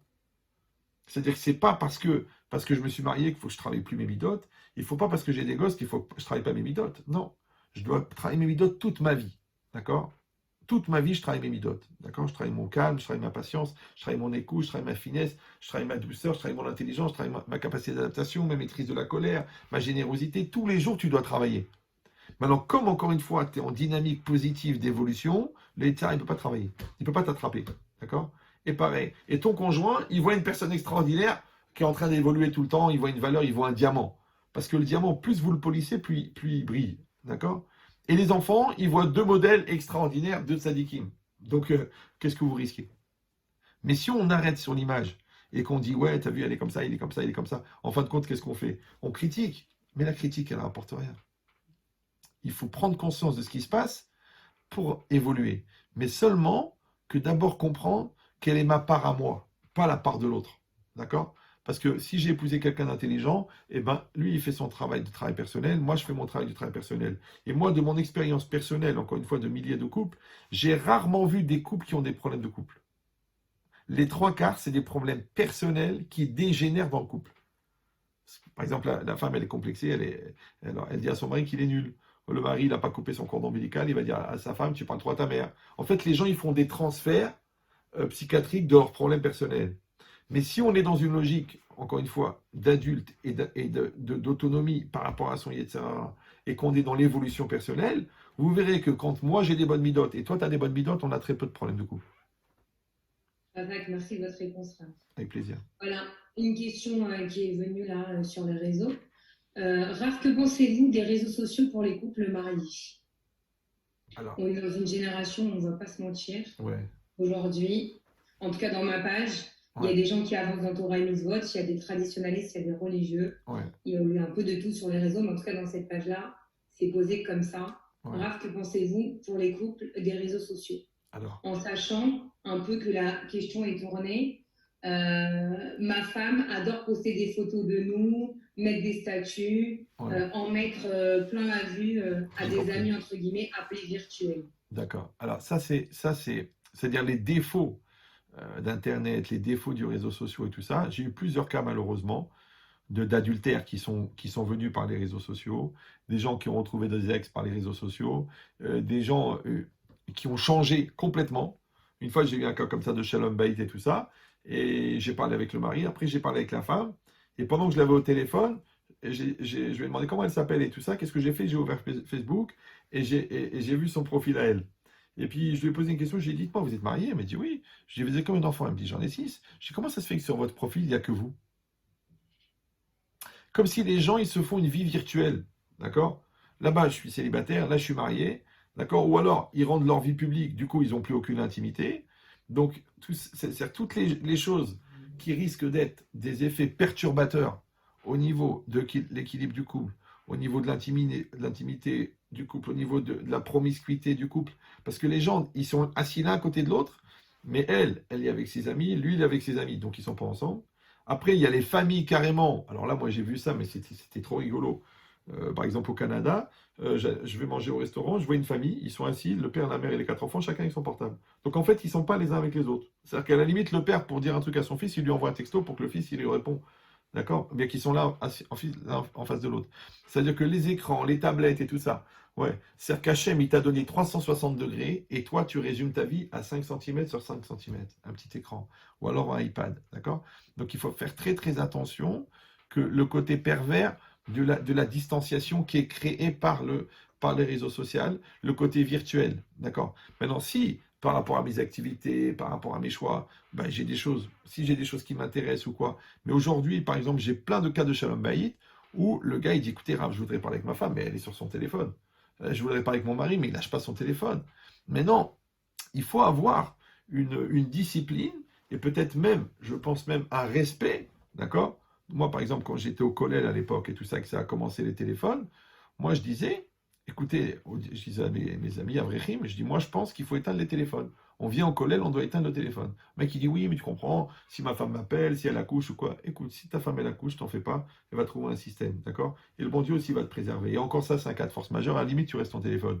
Mais pour avoir un texto, comme quoi il y a eu ça, ou que France Info, ils vont te dire que Mitterrand, il a épousé sa sœur, d'accord? Ça, t'as pas besoin de ton téléphone. Donc c'est juste un PAC, ce qu'on appelle un piège d'accord? Donc c'est exactement pareil. On devrait être capable normalement dans le couple, d'accord, de ce qu'on appelle en français consacrer des moments. Ça veut dire que quand je rentre à la maison, d'accord, je peux pas écouter mon fils faire la Mishnah et regarder mon téléphone. Je peux pas regarder la télé et parler avec ma femme. Maintenant, on est consacré, d'accord? Consacré, ça veut dire que on fait un ensemble. Maintenant, s'il y a quelque chose de perturbateur dans les réseaux sociaux, alors si on est déjà accro-dépendant, les addicts, les malades mentaux du texto et de la... Ouais. Alors, et en fait, il faut savoir que les téléphones, les réseaux sociaux ont été créés pour créer de l'addiction. Ouais. C'est-à-dire que toutes les notifications, les trucs, avoir des amis, les likes, les trucs, les trailers, tout ça, c'est fait exprès pour ça. D'ailleurs, c'est pour ça que les patrons, eux, de la Silicon Valley, ont interdit à leurs enfants d'en avoir. C'est eux qui les ont fabriqués, mais ils savent que ça rend les gens malades. Eux, ils ont interdit. D'accord. Maintenant, après, c'est une question de bon sens. D'accord. C'est que si un couple, il a l'intelligence de dire, écoute, ton portable professionnel, s'il te plaît, quand tu rentres à la maison, tu le coupes. Tu le poses. De toute façon, tu ne travailles pas, non? Tu es sorti de ton travail, là. Parce que les textos, les emails, n'oubliez pas demain le client, truc, amenez le rapport de Khalababa. Tu dis alors, je comprends pas, tu travailles après ton travail. De la même manière, maintenant que toi, tu es détourné de ton couple à cause de ton travail, toi, tu peux être détourné de ton couple à cause de tes copines ou à cause de ton Facebook ou à cause de tes trucs. Maintenant, il faut décider. Si on veut pas, Chasvé Shalom, un jour arriver à dormir avec un mari virtuel, ouais, il faut décider si tes amis virtuels, ils sont plus importants que ton mari réel. D'accord? Parce que tes amis virtuels, un jour, ben, ils vont quitter ta page Facebook. Mais si, Chasvé Shalom, c'est ton mari qui quitte la maison, crois-moi que c'est pas tes copains sur Facebook qui vont te compenser. D'accord? Et à part ça, que ça trouble les gens. Parce que les gens, ils s'envoient c'est comme aujourd'hui, les informations, ça va très très vite sur Internet. Ils font des révolutions avec Internet. Mais quand les gens, ils sont sur des réseaux, l'autre il parle du divorce, l'autre il parle de ça, l'autre il parle de ces malaises. Donc au lieu de régler le problème avec la personne principale qui est le conjoint, qu'est-ce qu'ils font? Ils s'épanchent avec des gens de l'extérieur qui, eux, de toute façon, au fond, s'en fichent complètement de leurs histoires. Et après, ils reviennent énervés avec leur mari, mais ils ne font pas le travail.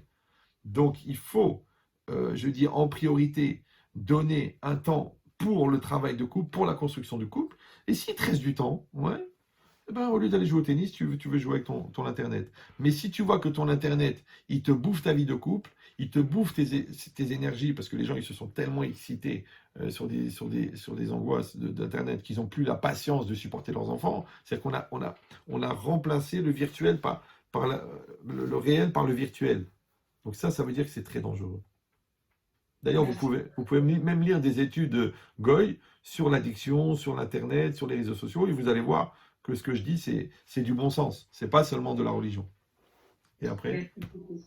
Donc là, maintenant, c'est des questions sur le direct même, ou Facebook ou Zoom. Pas de problème. Rav, un couple à la dérive et le divorce ne se fait pas. Existe-t-il quelqu'un ou un organisme qui peut les aider à prendre la bonne décision? D'accord, mais ça, encore une fois, c'est une question très très ambiguë parce que qu'est-ce que c'est un couple à la dérive? Depuis combien de temps? Sur quelle base? Est-ce que c'est une base d'adultère? Est-ce que c'est une base de caractère? Est-ce que c'est des choses qui sont réparables, pas réparables?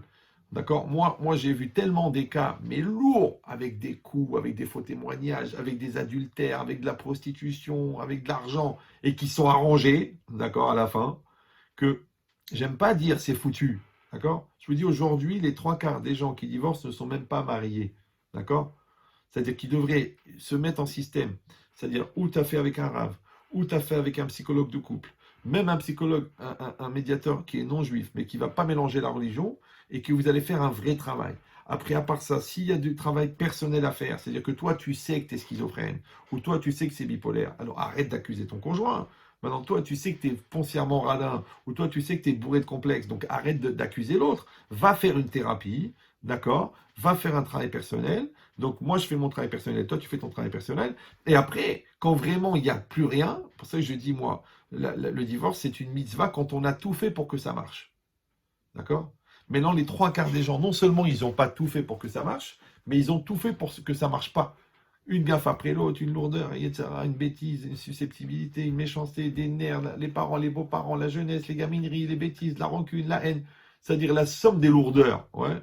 Après, tu dis comment la somme des lourdeurs, elle peut amener un échec, mais comment veux-tu le contraire? Ouais. Donc c'est pour ça que j'ai dit maintenant, si vraiment ce couple-là, ils ont fait le travail personnel, ils ont fait le travail de couple accompagné, encore une fois avec un thérapeute ou avec un rave intelligent, ou d'accord, et que ça ne marche pas, ouais, alors il faut savoir une chose, c'est que tous les choix qu'on assume sont bons. Maintenant, si tu divorces en disant ben, j'en ai marre de voir sa gueule, et puis de toute façon, il y en a 10 qui m'attendent dehors, et puis je m'en fiche, et j'ai pas envie d'assumer, et puis ça me saoule, il faut savoir une chose, c'est que s'il y a des enfants qui sont nés, l'obligation parentale ne disparaît pas avec le divorce. D'accord? Premièrement. Deuxièmement, d'éduquer des enfants à distance, c'est beaucoup plus compliqué que de les éduquer quand ils sont devant soi. Troisièmement, c'est que de voir l'échec mental et moral et spirituel de ces enfants, c'est pire que d'avoir à supporter le Shalom Bayit. Donc il faut bien réfléchir que si je ne veux pas assumer, d'accord? Parce qu'il faut savoir que quand on va quelque part, on a le visage tourné vers là où on va. Mais quand on fuit quelque chose, si je suis attaqué par un lion, je recule. Quand je recule, je ne sais pas où je vais.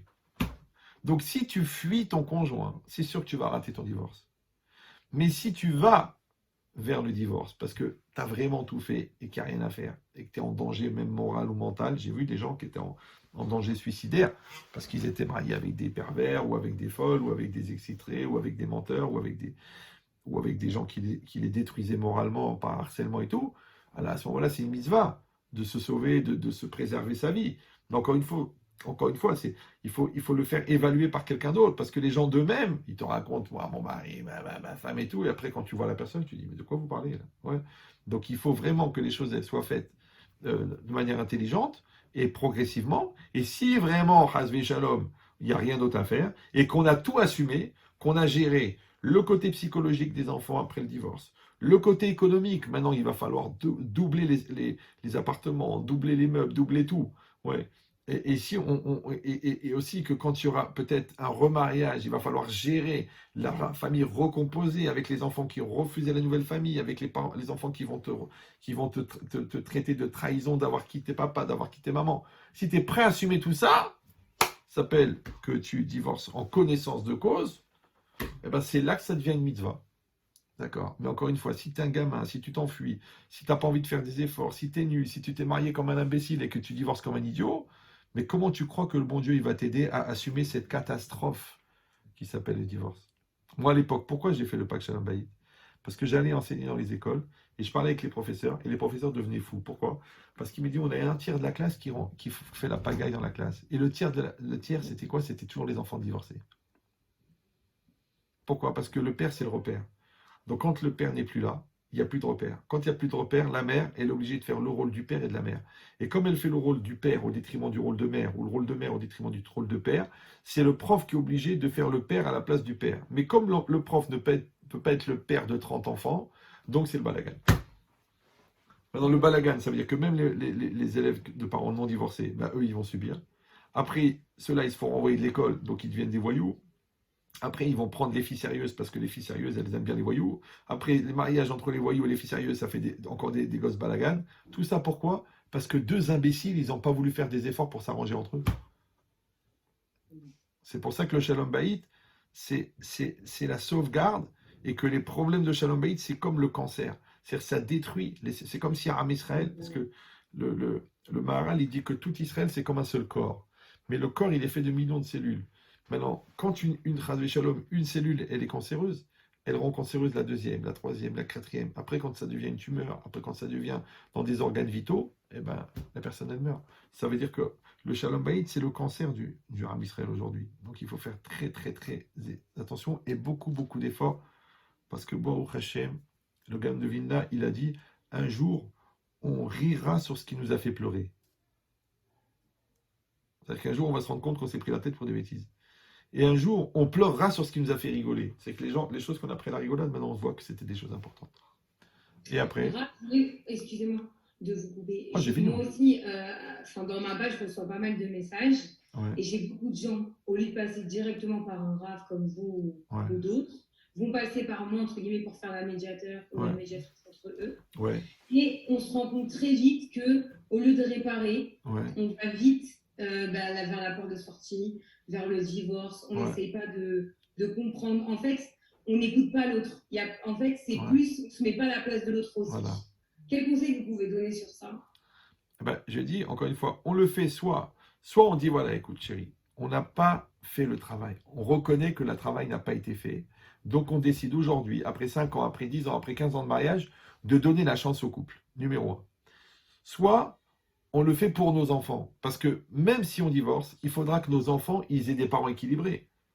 Maintenant, les gens qui se sont engueulés quand ils étaient mariés et qui continuent à s'engueuler après le divorce, qu'est-ce qu'ils voient les enfants? Ils voient des gamins, ils voient des idiots, ils voient des brels, ils voient pas de repères, ils voient pas de Kedusha, ils voient pas de Torah, ils voient rien. Donc tout ça pourquoi? Tout ça pour toute cette destruction juste parce que le Yetzirah, il est plus fort que toi. Donc moi ce que je conseille, j'ai fait exprès sur ma chaîne YouTube, d'accord? Il y a une playlist qui s'appelle Prenez votre couple en main. Là-bas, il n'y a que des cours sur le couple. Donc c'est gratuit. Les gens, ils écoutent les cours dans l'ordre. Et en fait, qu'est-ce qu'ils font? Ils prennent le cours, ils l'écoutent en prenant des notes, comme s'ils devaient se former pour aider un autre couple, d'accord? Comme ça, ils se désincarnent du côté susceptibilité, du côté rancune, du côté on ne peut pas oublier ce qui s'est passé, parce que les gens, qu'est-ce qu'ils font? Ils font des bêtises dans la jeunesse, et après, ils pourrissent leur présent à cause du passé. Du coup, ils n'ont pas d'avenir, d'accord? Donc, il faut être capable d'arrêter de tourner la page et de redonner la chance, d'accord? C'est comme si un enfant, il n'a rien foutu à l'école et d'un seul coup, il dit, papa, je vais travailler. Tu dis, non, comme tu n'as rien foutu l'année dernière, alors tu foutras rien l'année prochaine. Non, tu donnes la chance. Et bien, donne la chance à ton couple, d'accord? Donc là, il y a des conférences, il y a des cours qui ont été donnés spécialement à des couples. Ça veut dire que c'est des cours que je faisais dans le 16e à l'époque, où c'est pas un cours général, genre sur la communication, qu'on peut appliquer au couple. Non, c'était un cours, la communication dans le couple, la bonté dans le couple, la remise en cause dans le couple, le Yetzirah dans le couple. Et les gens, ils s'en servent comme des séances de coaching, d'accord? Maintenant, moi, j'ai des psychologues de couple, des thérapeutes, des médiateurs qui se servent de mes cours pour faire de la thérapie. Maintenant, libre à vous d'aller payer 80 € la séance. Là, c'est gratuit. Vous allez, la chaîne, elle existe, le cours existe. Si vous voulez aller plus loin, d'accord, vous pouvez aussi commander le pack Shalom Bayit, d'accord. Bon, ça coûte 59 €, 49 €, je ne m'en rappelle plus. Ouais, et faire le travail. Et là, il y a un livret qui vous accompagne. Maintenant, ce n'est pas commercial, parce que si moi, je voulais gagner de l'argent, je n'ai pas besoin de vos 49 C'est €. pour ça Ouais. que tu rappelles le cours et faire sortir tout ça. De C'est pour faire sortir tout ça. Non, Les mais, livres, les livrets, tout ça. non, mais ce que je veux dire, c'est que, je sais pas, j'ai des non-juifs qui me proposent 15 000 € pour aller faire des séminaires. Vous croyez que je vais me prendre la tête pour les 49 € de Madame Bitoun, qui trouve qu'on ne devrait pas faire du commerce avec la Torah? Mais elle peut aller chez le psychologue et payer 3 ans une fois par semaine et 80 € par semaine et dire à la fin, ça va pas forcément donner. Parce que le principal, c'est pas la personne qui vous accompagne ou les connaissances que vous allez acquérir. Le principal, c'est le travail que vous allez faire. Donc en fait, le Pack Shalom Bayit ou la conférence ou même le coach Goy, c'est juste une opportunité de travailler le couple. Parce que quand vous travaillez le couple, c'est comme quand vous pétrissez l'eau et la farine. Maintenant, vous pétrissez l'eau et la farine parce que vous voulez faire du pain, ou vous pétrissez l'eau et la farine parce que vous voulez vous défouler, ou vous pétrissez la farine parce que c'est votre métier. Dans les 3 cas, il y a du pain qui va sortir. Eh bien, l'homme, il ressemble à la farine, la femme, elle ressemble à l'eau. Quand on mélange les deux, ça fait une pâte. Et c'est connu que plus on travaille la pâte, plus le pain est bon. Donc, plus vous travaillez votre couple, plus le couple est bon. Mais vous verrez que les 3 quarts des gens, en vérité, ils trouvent des prétextes pour ne pas travailler le couple et ne pas se travailler eux-mêmes. Et ils se servent, entre guillemets, des erreurs de l'autre pour légitimer le fait qu'eux ne font pas d'efforts. Genre, pourquoi je vais faire des efforts alors que l'autre, il est comme ça, et pourquoi il fait ça, alors que ça. Eh bien, ça fait 2 brels à la fin.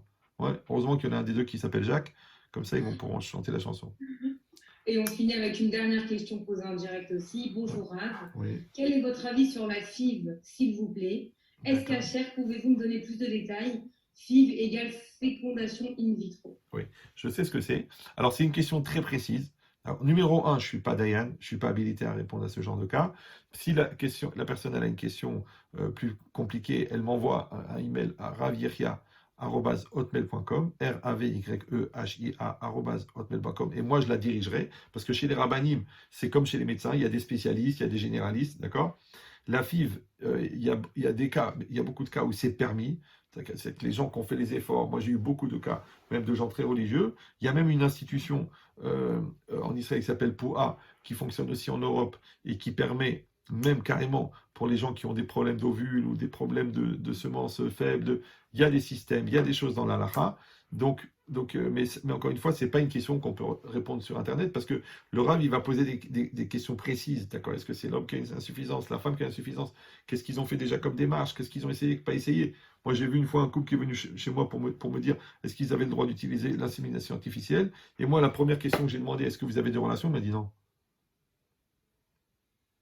Donc, si vous n'avez pas de relation sexuelle.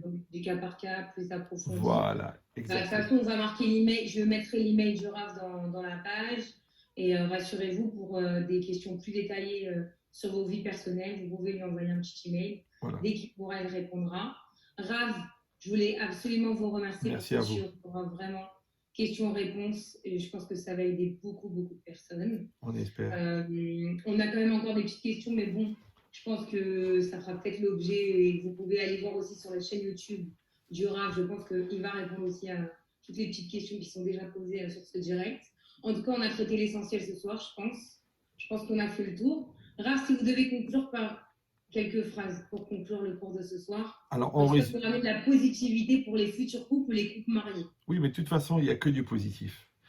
Encore une fois, ce qu'il faut avoir en tête, d'accord, c'est que le principal dans la vie, c'est d'avoir la présence divine dans la maison. Or, c'est quoi la présence divine? Puisque la Neshama, elle est divine, et que l'énergie qui sort de l'âme, elle s'appelle la volonté. Et quand la volonté, elle arrive dans la bouche de chacun, c'est que moi, je vais exprimer ma volonté pour toi, et toi, tu vas exprimer ta volonté pour moi. Maintenant, la communion des volontés, il dit le Maharal de Prague, elle s'appelle l'amour. Or, comme la nature profonde de la volonté, c'est la Neshama, donc la communion des volontés, c'est la communion des Neshamot.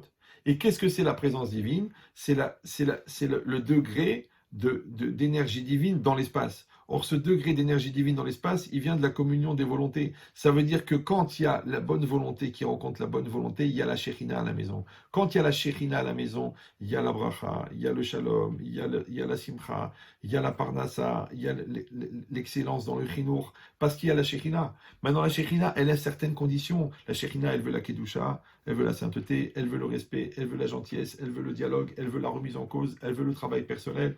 Donc, il faut juste avoir en tête que vous pouvez continuer à vous plaindre et à légitimer votre échec en accusant l'autre. Ou alors, vous pouvez vous mettre en situation d'adulte, d'accord, et de dire, écoute mon amour, il a raison le Rav, on va s'asseoir, on va se poser et on va faire un travail.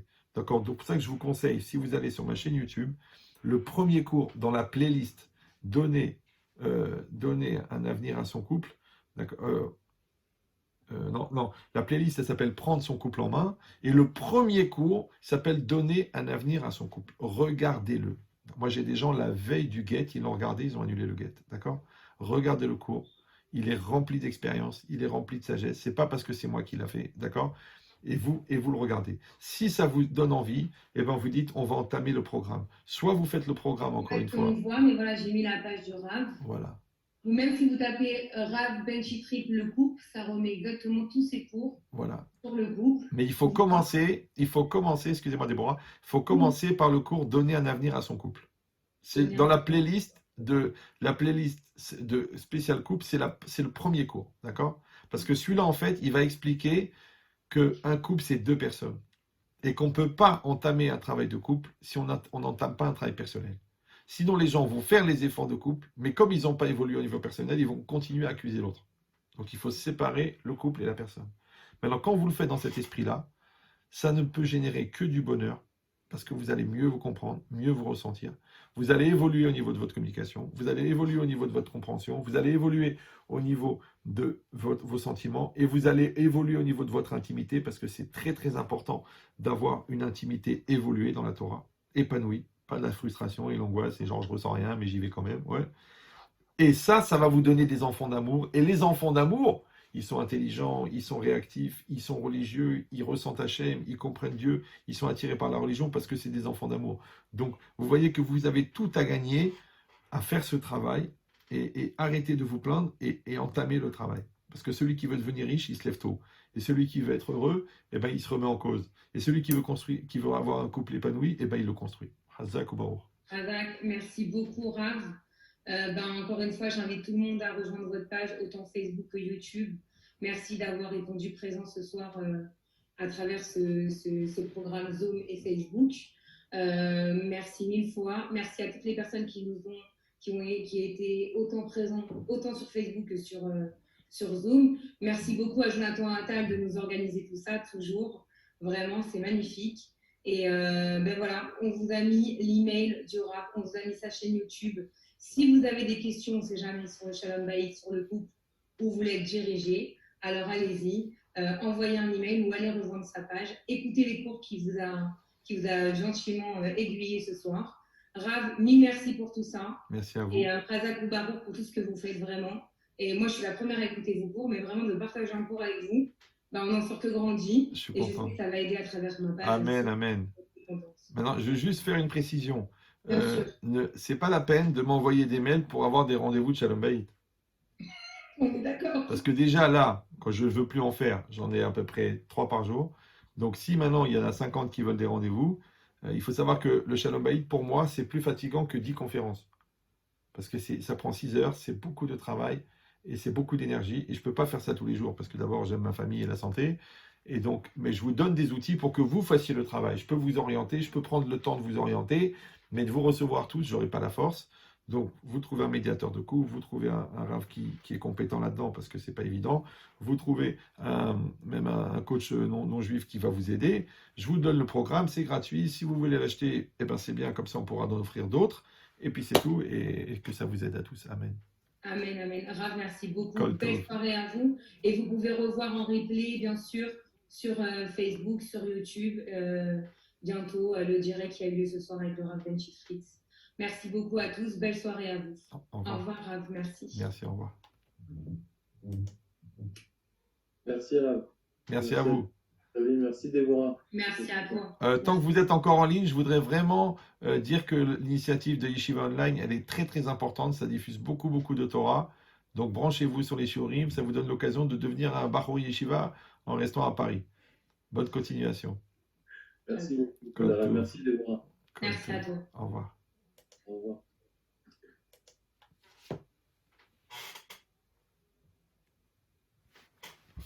À bientôt. À bientôt à tous. Merci d'avoir suivi. C'est une belle soirée.